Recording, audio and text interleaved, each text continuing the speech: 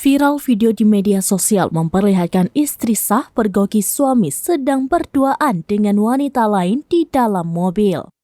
Video viral di Instagram itu dibagikan akun @faktakamera pada Rabu 5 Juli 2023. Dalam video itu terlihat wanita mengintip kemudian mengetuk kaca mobil berwarna putih berplat DB parkir di tanah lapang. Sang istri sah pun nampak bisa membuka pintu bagian kursi penumpang belakang.